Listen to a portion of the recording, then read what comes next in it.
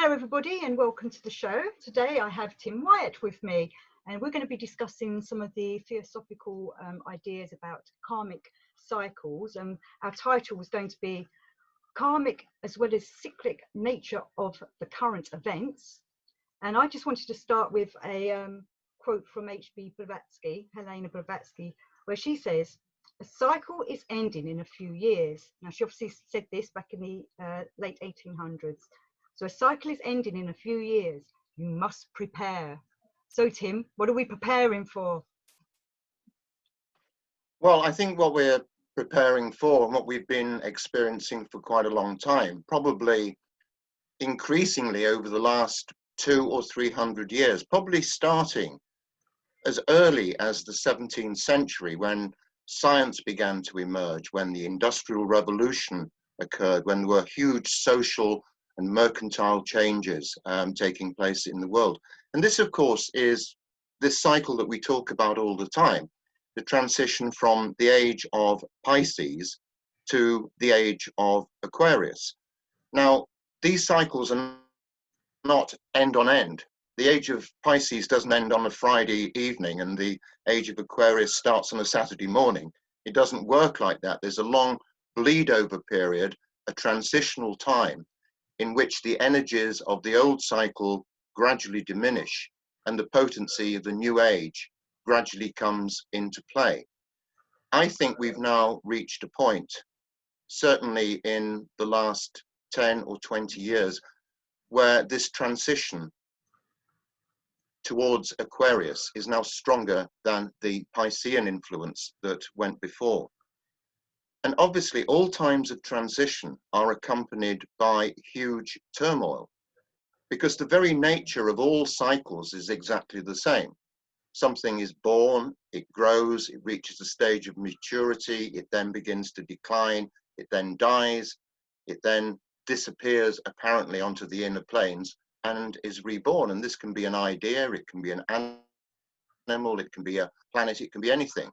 And as we say, cycles can last for a very short period of time, a billionth of a second or quadrillions of years. But the ingredients are always exactly the same of these things. There is this general cycle where you reach a peak and then go into decline. And if we didn't have that, there would be no evolution, would there? So I suspect that what we're seeing now, with all the events which have gone on with this particular pandemic, all the other changes, the rise of the internet, our dependence on technology, all our concerns about pollution, resource depletion, climate change, and all the other things, have all come together to make what is a kind of perfect storm. We're running out of cliches at the moment to say nothing will ever be the same again, but it certainly won't. And obviously, we see exoterically this pandemic as being an entirely negative thing. Although quickly, after a few days, people began to see a certain number of positives in it as well. The world was a quieter place. The seismic noise of the earth disappeared a little bit. The cities became less polluted. People have started using their phones for their original purpose, to speak to one another again, rather than just accessing pornography or playing games on them. So a lot of things are changing, but this is the first time that I'm aware that any event like this has affected virtually everybody on this planet. Before, when we've had tragedies or disasters or whatever, they tend to be reasonably localized, maybe even just to a continent, but this is a global thing. And it's shown us that we are truly a global society, that we are interconnected, that we are interdependent, maybe too much so in some people's opinions. But clearly this is a sign of the new age of Aquarius, because the previous cycle, the Piscean age, was ruled by the sixth ray, which is the ray of devotion. And this is the ray which produces hierarchies. It produces devotion to political or social or religious ideas. It's all about people behaving themselves and following their leaders. But the new age is ruled by the seventh ray, which is usually called the ray of ceremonial magic and order. And this is a very synthetic ray. It means that new ideas are going to be fused together much more rapidly. It means that we are going to become much more connected to each other as a species, and we realize that we all rely on one another. So the cyclical nature of what's happening here, although it's mysterious and although it's quite alarming, is part of something which is much bigger. And I don't think this will be the last major shock to humanity that we'll see, perhaps even in my lifetime. I think we're going to have to get used to the idea that there will be these tumultuous disruptions to our lives as things start to pan out, as the old things are killed off and new things are born from that. Because it's not like the end times are coming and everything's going to be destroyed. It's like a new beginning, isn't it? It's a new way of hopefully making a better world for everybody, and the planet, the animals, the birds, everything. So you were saying about how quiet it is out there. Today I took the dog for a walk. 2 butterflies flew by me and I could hear their wings, which was really weird. I'd never have heard that in a normal day with all the cars going by. So but hopefully it's a bit of a waking up for people to connect or reconnect with nature. Well, I think that's absolutely right. I live near an airport, and I also live on the flight path to a larger airport. And normally, at any one time, there are 10 or a dozen planes in the sky. I think I've seen one in the last 4 or 5 days, apart from the police helicopter coming over to make sure that everybody's behaving themselves. So this is one sign. And yes, there are birds in my garden which I hadn't seen before. So it's almost like as humanity goes to sleep, the rest of the world is waking up in a strange sort of way. And something else you brought up was about materialism. And in some ways, I feel Blavatsky was warning that it's going to become a materialism versus, I want to say, I don't want to say religion, but I can't think of a better word, like materialism versus religion or spirituality. You know, do you feel that's what's been going on in the last 100 years? Yes, yes. Although we appear outwardly greedy, avaricious, stupid, selfish, mean outwardly, and many people are like that, I think there is strong evidence to suggest, and certainly people like Alice Bailey were saying this some years ago, that the last 200 years have actually afforded humanity an opportunity to develop their spiritual natures. But the paradox, Debbie, is that during that time, we have become much more materialistic. And Blavatsky, 140 years ago, was railing about this, saying that the world was descending into this terrible materialistic age. Well, if she were alive today, I mean, she'd be having a heart attack when she looks at the state of the world, and we see these obscene differences in wealth. We see billionaires, and then we see people struggling just to get clean water. So these discrepancies and these differences have highlighted something within people. And you don't need to be a socialist or a communist to realize that a world which is so out of kilter and so out of balance is a very unhealthy world indeed. And so we need wake-up calls like this from time to time in order to shake us out of complacency, and also to realize that we don't need a lot of the stuff that we think we need all the time. And, you know, the sales figures have shown over the last month that the sales of most things have gone down, except food has gone up, and alcohol sales have gone up enormously because people are probably drinking themselves to death as they are undergoing house arrest at home.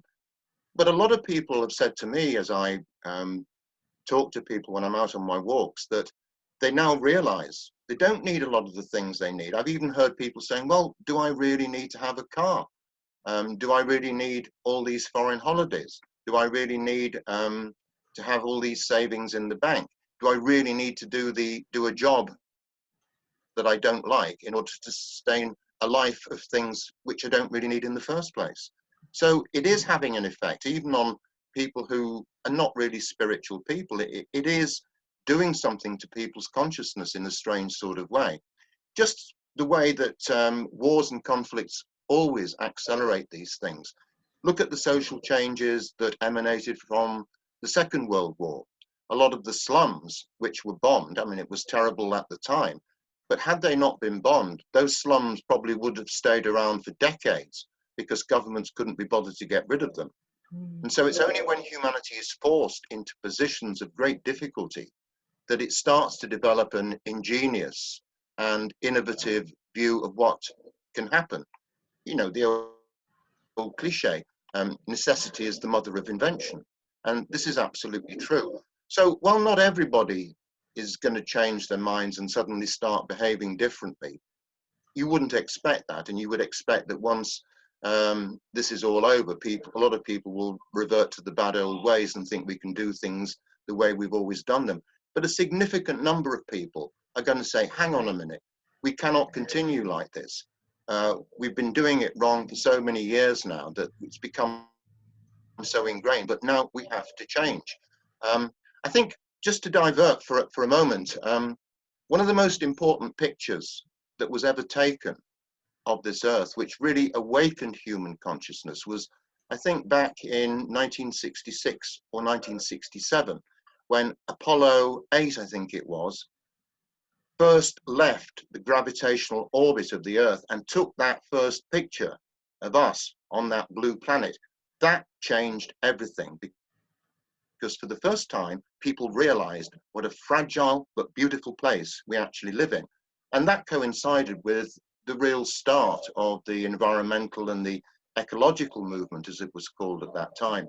So events like that and events like this do have a major role in reshaping the consciousness of large segments of humanity. Well, as we know, nature always fights back anyway, doesn't it? Nature always can, like we've seen already, that in like towns in Wales, the goats are coming down into the villages to look for the people, to wonder where they are. And I've seen in America, there's films of bobcats and walking through empty streets. So nature should survive all this. It's really us that's having the problems, isn't it? Even though we caused all the problems with nature before. So is it like our kind of karma that this is happening to us as humans? Well, when you look at this from the karmic aspect, it becomes extremely interesting, because karma obviously operates through cycles, but karma is a separate dynamic in some ways. It's difficult enough trying to disentangle one's own karma, because most of us are not aware of what our previous lives were. When we talk about collective karma, which is the collective behavior, thoughts, words, and deeds of all the individuals who belong to a particular group, and in this case, the whole planet, it becomes impossible to say precisely what it is. But it's quite clear that this is some kind of karmic effect. And this is the accumulated result of our collective behavior over a period of time. I don't know what that period of time is. But as we know, karma is an important dynamic, and it's not there to punish or reward, as people popularly think. It's there to create balance, restore balance, create equilibrium, to right wrongs, and to make sure that we don't keep on making the same mistakes. So in that sense, this is a collective karmic act which is affecting nearly everybody on the earth, apart from maybe a few people at the outermost fringes of it who have little or no contact with the rest of humanity anyway. But those groups are so small now. This is a world event, and therefore it must emanate from something that we have done, our collective behavior in the past. Now, exactly what that is, I don't know. But we've always lived in a world which is unjust. We've always seen vast discrepancies between the powerful and the powerless, the influential and the irrelevant, the rich and the poor, the northern hemisphere and the southern hemisphere. There has always been this idea that we're human beings who have to compete with one another, climb higher and higher up that greasy pole towards success. And then when we get to the top, we're still not satisfied. So I think what this is teaching us in the broadest sense is that humanity's aspirations in the past, which have often been very materialistic and also very power-seeking, this is being challenged. The very basics that we assume are the right things to do are the ones that are getting challenged right now. And so this karmic event is linked to a wider change of consciousness in some way. And I think people will become more compassionate. People will develop a conscience who perhaps didn't have much of one before. I don't expect Donald Trump or George Soros or any of the other financial billionaires to suddenly change their views. And people like Bill Gates, although he appears, to want to help humanity, I know a lot of people are somewhat suspicious about his motives, but we perhaps better leave that there because I don't want to get sued by such a rich individual. So the collective karma, which is affecting us all at the moment, is actually something that we should, I won't say celebrate, but we should certainly recognize it and decide that we can choose if we want to change the way we live, to change the way we think, change the way we regard and treat other people. I think it will become clearer over the next weeks and months exactly how this is going to work out. But I think we have to accept that nothing happens in isolation. Although exoterically this is a small crown-shaped virus measuring 1/10 of a millimeter that emanated out of China, that's the exoteric reason for it. And nothing happens just purely on the physical plane. Before it happens on the physical plane, it's happened on the mental and the astral plane. So everything starts with consciousness. So whatever it is, consciousness, or our lack of it, if we want to say that, has played a part in this, whether we like that or not. I know if you said this to many people, it would make them quite angry, and they would just describe it as being airy-fairy nonsense. But all events on the physical plane have their origins elsewhere. We know that. And we say as esotericists that energy follows thought. As esotericists, we know that consciousness produces form, and not, as mainstream science would have it, that form produces consciousness. I think a lot of the people that would get angry about this kind of talk are the ones that are just too rationalistic, aren't they, sadly? They don't want to think beyond the box. They've been conditioned in such a way, especially in the last few hundred years, where rationalism has taken over the world. So that's why they do kind of laugh at us. But I wonder if deep down they know that there's something to it, but they just don't want to have to admit that they're wrong. Well, possibly another thing that this virus will do, it might act as some kind of accelerant to widen people's ideas that there are other states of being and realms of consciousness other than the physical plane. Science has been extremely reluctant to admit this so far. It's ultra materialistic in the way that it regards the universe, human beings, and everything else. It's atheistic. And effectively what it's saying is that we live in a random, purposeless, pointless universe. But saying that, I once heard it described in this way, which I think is very good. To say that the universe is just an accident is like saying that a whirlwind blows through a scrapyard and leaves a fully formed Boeing Dreamliner in its wake. What are the chances of that happening? Yes, could happen, but it's a billionth to one chance that it actually would. So it might teach more people that there is a purpose to this universe and to this life and to our very existence, rather than it being a kind of a random thing. So science might get a wake-up call and start to realize that there are hidden realms. Of course, this started to some extent a century ago when they started doing work on quantum physics, and they found that the universe didn't behave in some Newtonian clockwork way, the way they'd always imagined it, but it was much more weird and bizarre than that, particularly when they found that particles, if there are such things, could be in two places at once, when they found that particles behave differently depending on whether they were observed or not, and many other things. But whether science, by concentrating its resources on things like these large atom smashers, the Large Hadron Collider, will actually get at the more subtle states of matter is, well, it remains to be seen, because of course science at the moment only recognizes 3 states of matter: solids, liquids, and gases. But we know that the physical spectrum consists of 7 states, these 3 which are recognized by science, plus 4 etheric states of increasingly fine matter. And those etheric states are the border to the astral and then to the mental states as well.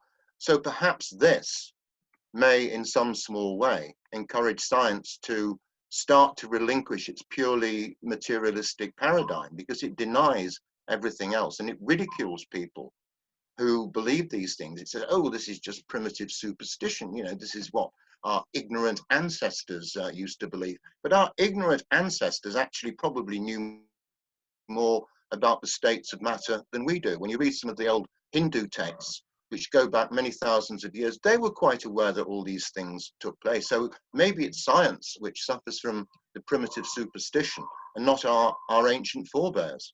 Oh, I totally agree with that. I think that people that are like these rationalistic scientific people, like you were saying earlier, they go out into their world and buy what they need and keep trying to fulfill that hunger that's in them. But I think that hunger that's in them isn't necessarily materialistic. It's that needing to know more about who they really are, and that, not saying go and find God, but they know that you know there's something else going on to their life, to their world, to their consciousness.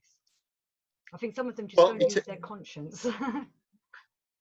It is about changing values. I wrote an article for Hermes magazine about this, and this is not just about us being more compassionate and talking to each other more and being more cooperative. It's also about people realizing, as I said earlier on, that they don't need a lot of the things that they believe they need. When you talk to young people now, and I heard someone say this just the other day, and they said, what do you want to be when you've gone to a university? Oh, I want to be a celebrity. As if a celebrity is a state in itself. People used to be famous because they were good at something. You know, they'd been to the North Pole, or developed a new cure for a disease, or produced some fantastic music, or written a good book. Now, celebrity status is something which is seen as a thing in itself. And this is quite wrong, because also it's become quite clear that fame kills people. It's actually, in its own way, it can become a fatal disease, fame. And you've only got to look at the 1960s and 70s and the rock music scene to see all the casualties of that. And people get all this stuff, you know, they buy the big house, they have the trophy husband or the trophy wife and 16 cars in the garage, and then they still end up committing suicide because they're very, very unhappy people. And although I was very critical of billionaires earlier on, I think billionaires are probably amongst some of the most unhappy people on the planet, because their problem is, even if they have £7 billion in the bank, it's not enough, because there's someone down the road who's got £13 billion. And so it just produces this kind of addictive, acquisitive streak in people, which can never be satisfied. And so I think values like this are going to start to change as well. Not immediately, but over time. These are the signs which, to me, are emerging, not just from the current crisis, but from the way that the world has been going throughout my lifetime. Yeah, it's kind of like we've got to stop making money a status thing to look up to, and instead realize there's better things to look up to, rather than how many pounds you have in the bank or dollars or whatever, or how, you know, great you were on that reality TV show. We need to have more, which people have forgotten in 3 weeks' time. Yes, yes. And then these people sadly get hurt because they've been forgotten and they can't deal with it mentally. Well, also, people realize that this kind of fame, this kind of status, and to an extent the power and influence that it brings, are very flimsy and transient things. They don't have any substance to them. And people who just want status in life and who want control over other people, frankly, have a mental health issue, because if people just want that, it means they have a deep-seated dissatisfaction with who they are. And maybe another thing about all this, about this pandemic, is that people are having to learn to live with themselves and live with what they've got and stop these pointless and greedy aspirations to always wanting more. Because we live in a world where we always want more, and the people who have most are the people who most want more. And this is a strange paradox to me. But I think it's all about trying to restore ourselves and the planet we live on to a greater degree of simplicity and quiet. I enjoy the quiet like I never have before. You know, the traffic noise, as you said before, Debbie, has gone on to a large extent. The planes are not flying in the sky. The last time I saw that happen was a few years ago when the Icelandic volcano spewed out so much fine ash the planes couldn't fly because it would have fouled their engines. So this is having so many ramifications for so many different people, but it's teaching people to be self-reliant. Sadly, although that's a good aspiration, this is going to also, to be slightly more negative, have a catastrophic effect on many people's mental health, because we already know that sizable chunks of any population, certainly in the West, have mental health issues, be it depression or wanting to kill themselves or anxiety or numerous other different things. This, for some people, may be absolutely the final straw for them. And I think that this is very sad. This is very difficult. But for those people who can get through it, it might help develop another important human quality, and indeed spiritual quality, if we use that word, which is self-reliance and not relying on other people all the time. And people, I'm sure, are having to do things around their own homes, which they would normally get other people in to do. People are drawing very deeply on their most inner resources. One of the things that people say most of the time is that, oh, I can't do this because I just don't have time to do it. Well, now for so many people, there's no excuse. You can do those things that you've always wanted to do. You can pull that book off the shelf that you've always wanted to read. You can paint that door. You can do whatever you want within the confines that restrict us at the moment. So it is an opportunity in that sense. But I don't want to sound too, you know, happy clappy and over optimistic about this, because a lot of people are suffering, and I do have a great deal of sympathy for them. But then, as Eckhart Tolle put it so eloquently, he said, suffering is some people's only teacher. It's only by suffering that people actually learn. And so I think we have to accept that. I'm going to throw some Gurdjieff in here. Gurdjieff says we love our suffering, and many people don't want to give their suffering up because they identify with it. So they need to, you know, I know it sounds easy to say, they need to learn not to identify with it, but maybe they've, you know, again, it's looking at your ego, isn't it? Your ego is the thing that's taking on all that suffering. So you've got to figure out why you have that suffering. Why do you feel like this? It's the old adage of, you know, abandon everything and get to know yourself. Well, victimhood is a very interesting thing, and I think a lot about this, and I've written quite a lot about it, because having spent most of my life as a journalist, one of the things that journalists love are victims. And if there aren't any victims, then they will create them. And obviously, something like this affords a fantastic opportunity for the creation of victims. You've only got to switch on the radio or watch the TV, and you see people. You see people doing marvelous things, like the 99-year-old captain Tom Moore, who raised all those millions of pounds for the health service, which was fantastic. But at the same time, a lot of people are very anxious to slip into victim status at the earliest opportunity. Oh, look at me, how terrible it is. I'm doing this, I've got that, and this, that, and the other. And if we step back a little bit, whoever we are, if we are victims, there's always someone in a far worse position than us. And so, it's perhaps an opportunity for people to start to realize that, because victim status is not very pleasant. And it means that if you regard yourself as a victim, you have surrendered all power. You've surrendered all self-reliance, all self-determination, and you kind of damage your own ability to do anything about it. It's like damaging your immune system. Once you do that, then you're going to be susceptible to all sorts of other things. And so people who rejoice in being victims, which is what Gurdjieff was saying, I suppose, is something that's really got to end. Victimhood is actually a comparatively, in the state which exists and the extent to which it exists, it's a relatively modern phenomenon. Of course, there have always been victims in the world, but now it's turned into a kind of almost a cult amongst people. You know, I want to join the victims cult. I want people to feel sorry for me all the time. That's not to say that we shouldn't have compassion and sympathy for people, but I don't think that that sympathy or compassion should be misplaced. And I don't think it should be wasted on people who just basically give up and say, oh, there's nothing I can do about this. Life has dealt me a bad hand and everything. Of course, if more people understood the principles of karma and reincarnation, then they would see that this life has been shaped by previous lives. And if they don't want their next life to be as bad as the one they're having at the moment, then they have to do something to change it, because we're all part of a continuum of existence. We don't die, only our physical bodies die. The inner core of us never dies. We are a very, very long-term project. And if we want to spend large chunks of that as victims, then that's entirely up to us. But it doesn't help our evolutionary journey in the slightest. No, exactly, because that's why I've always wanted to try to encourage people.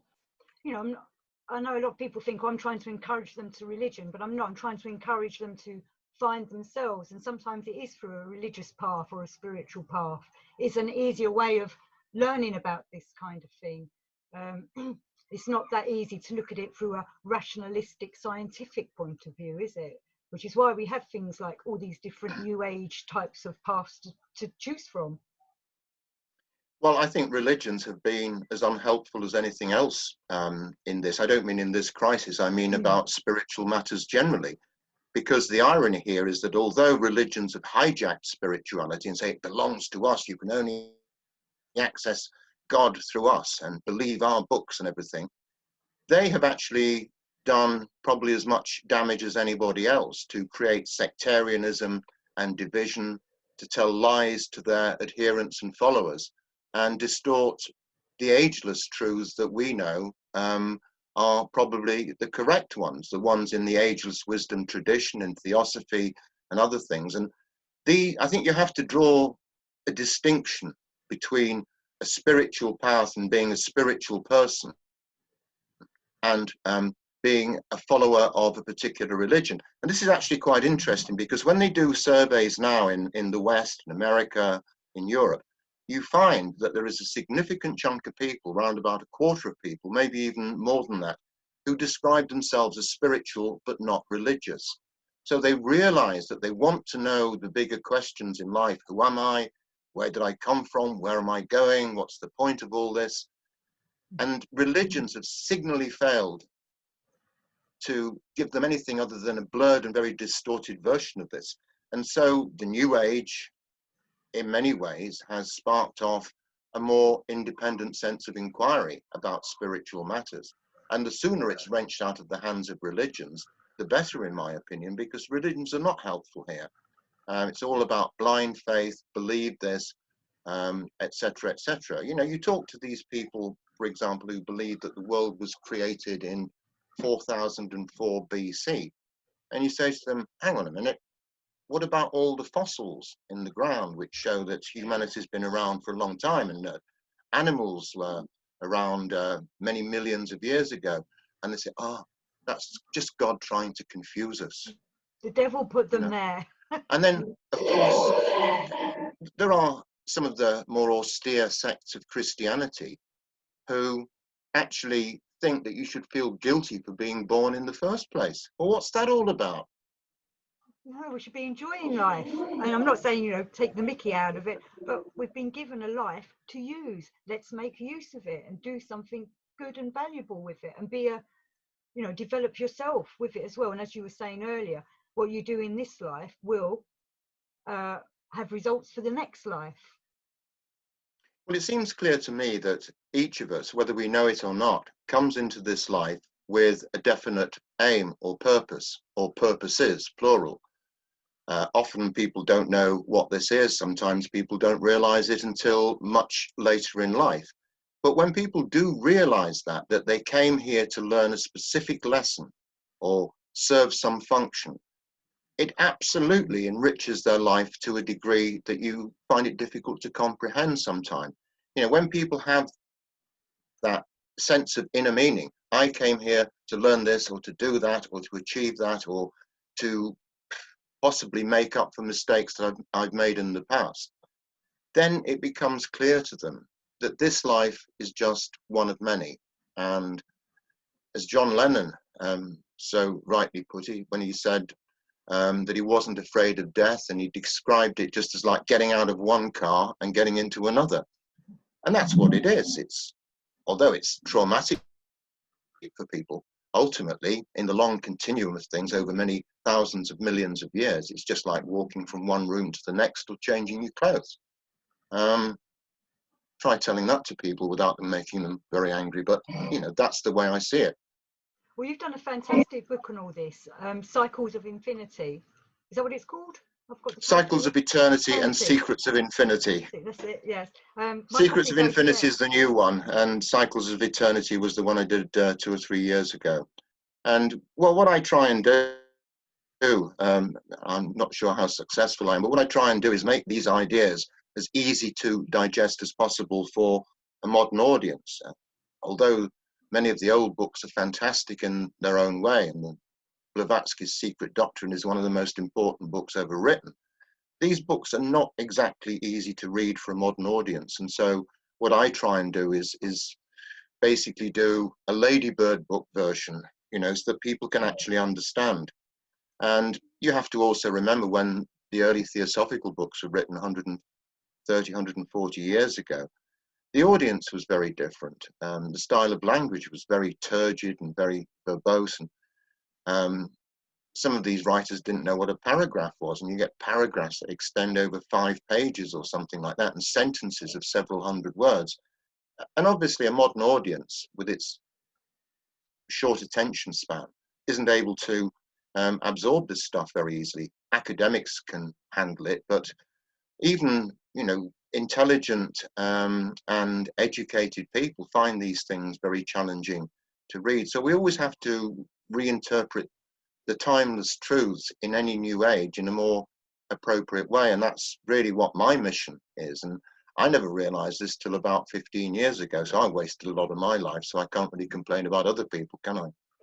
And your books, where are they available if someone wanted to get them? Are they on Amazon? Well, they are going to be on Amazon shortly, I hope. They aren't at the moment because I'm still too busy writing them to actually spare the time to do this. But I must do it very quickly. But I'm just finishing a book which I've been on with for quite a long time now, which is called Everyone's Book of the Dead. I thought, well, the Tibetans have got one, the Egyptians have got one, why shouldn't everybody else have one? And so I'm trying to look at death from an esoteric perspective, but also look at it through history and how it affects so many things in the modern world. How people have celebrated death or been frightened of it through the ages, different beliefs in different cultures and religions and spiritual traditions, but also looking in depth at reincarnation and karma, these twin interlocking laws which operate together, and also exploring what evidence there is for the fact that we come round and round and round again. And there is actually, you can't prove it to the skeptics. Nothing that you can say to the skeptics will ever prove it to them. But there is strong evidence, not only that subtle realms exist, but that we come back again and again in different lives with different personalities, as men, as women, as rich people, as poor people, as nobodies, as people who make great discoveries. And the whole purpose is that we have to experience as many different roles as we can. And it's no secret that that's why we call the lower parts of our nature the transient personality, which lasts just for a single lifetime. Persona, of course, is derived from the Greek word for mask. And it's very apt because in each life we take on a new role. You know, you can imagine that our existence is like a repertory theatre. And one life we're playing Lady Macbeth, and the next were playing Henry V, and the next were playing Bottom, and the next were playing Coriolanus. All very, very different characters from each other. So if we were to lead the same life over and over and over again, apart from the fact it would be completely tedious, we wouldn't learn anything. And it's only through these struggles, struggles often with ourselves, that we actually do learn things. Because, I mean, I won't say we're not here to enjoy ourselves, because we are here to enjoy ourselves, but we're also here for a deeper purpose as well, which is to enrich the universe by enriching ourselves and beginning to grow spiritually and to evolve into something more than we are at the moment. Because eventually we shall graduate from the classrooms of Earth School and we shall join higher realms. We have only vague intimations of what those are at the moment, but that's what our destiny is.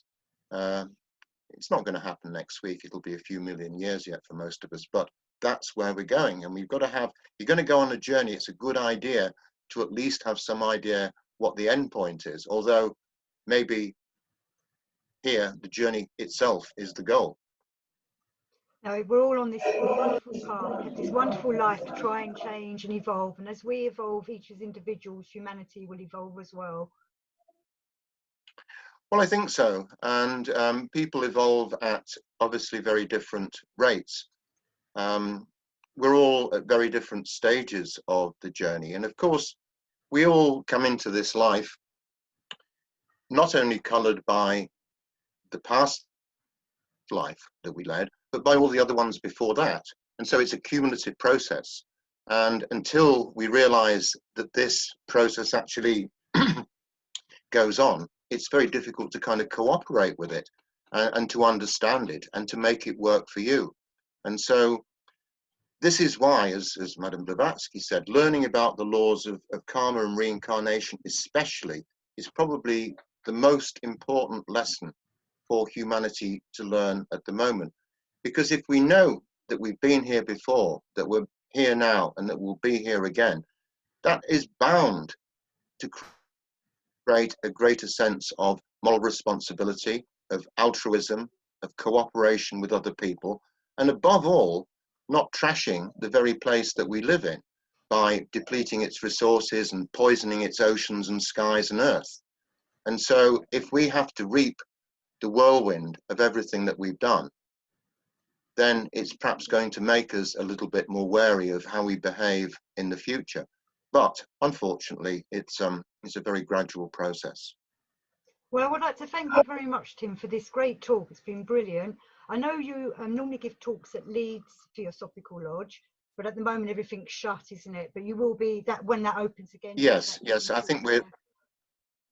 Yes, I talk at Leeds, and I do talks in other parts of the country and also in other parts of Europe. And I shall be doing next month some talks for the European School of Theosophy, which are taking place online. And that's this is all a new departure for me.